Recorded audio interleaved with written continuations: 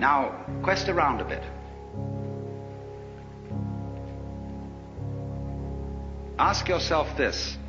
For what reason would a person be considered hopelessly insane? What sort of claims must a person simply not make?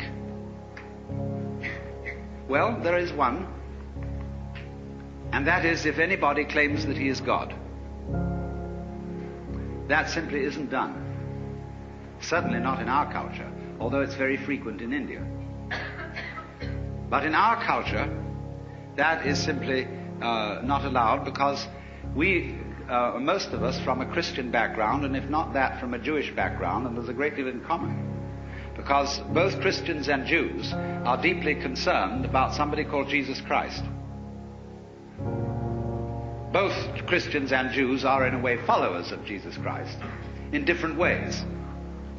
He is a problem to both. Because he was the man who came out and discovered he was God. And that simply is impermissible. The Jews handled it in one way. The Christians handled it quite as effectively in another way. The Christians handled Jesus perfectly, even more tactfully than the Jews, by putting him on a pedestal and saying, this was the only man who ever was God, and nobody else was really so before, and certainly nobody can be so afterwards. Stop right there. Put him on the altar, bow down to him, worship him, so that everything he had to say will be null and void.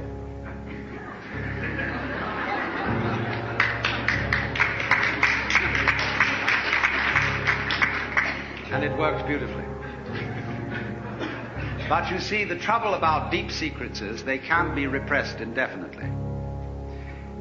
Now here's the problem, you see, that there are certain processes, some of which are what you might call spiritual exercises. Others are simply chemicals. Others are just horse sense, whereby one comes to see very clearly indeed that black goes with white and self goes with other. And as this becomes clear to you, it's rather shaking.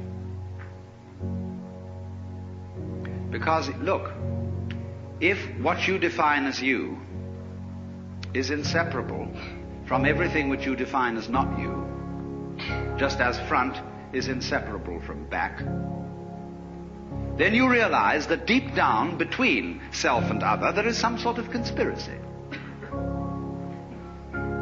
If these things always occur in combination and look very different from each other and feel quite different, nevertheless the feeling of difference between them allows each one to exist. And so underneath the opposition or the polarity between self and other, or between any other pair of opposites you can think of, there is something in common, as there is, for example, between figure and background. You can't see a figure without a background. You can't have an organism without an environment.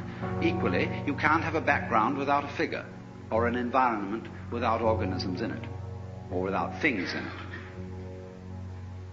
You can't have space which is unoccupied by any solid.